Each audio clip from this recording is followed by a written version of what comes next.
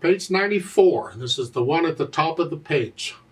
Here we have where you get to make up a melody. Well, okay, make up a melody. I don't care, but you have some limitations to go by. Here, we're not going to go nuts yet. We'll save that for later. You need to listen to the accompaniment to get the mood of the piece. And you need to know what key you're in so you know which keys on the piano to play.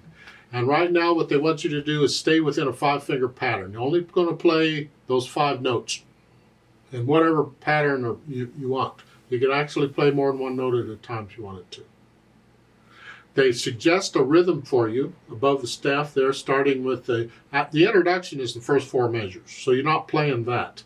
And then in the 5th major command, don't have to, in my opinion, do any rhythm you wanted to. But so we're in the key of D minor here. So your pattern is this pattern. Now, it's going to be all white keys. And since the piano's playing here, the bottom part, it's like a duet. I suggest you come up here. You don't have to play both hands, you just do one hand. 2. So you're going to use these notes and you're just going to make up any kind of a pattern you want using these notes.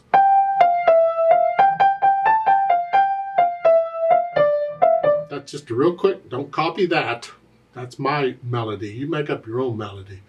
But you do it with the accompaniment. So I'm going to play this accompaniment and you do what you're going to do and hopefully it all works out.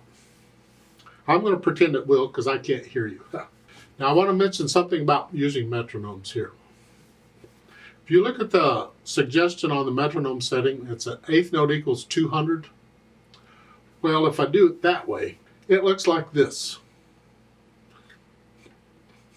And you're going to follow that mess? I don't think so.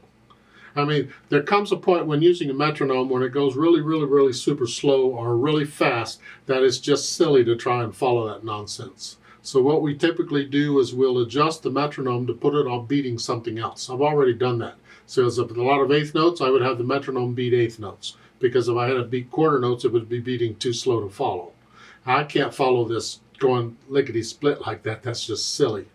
So I'm going to change the metronome to beat dotted quarter notes because those are the natural accents in 6/8 time. 1, 2, 3, 4, 5, 6.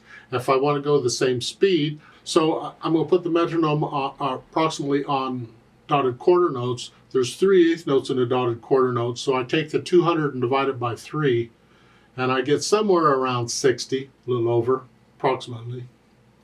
And that's where I'm going to put the metronome because that's easier to follow. I think it's closer to around 66. 66 times 3 is getting close to 200. It's not exact, but then tempo in music is not exact. But that would be this. That would be the 1, 2, 3, 4, 5, 6. That's where it's going bum, bum, bum, bum. So here is dotted quarter notes. 1, 2, 3, 4, 5, 6. 1, 2, 3, 4, 5, 6. Those are 8th notes. But the dotted quarter notes would do that.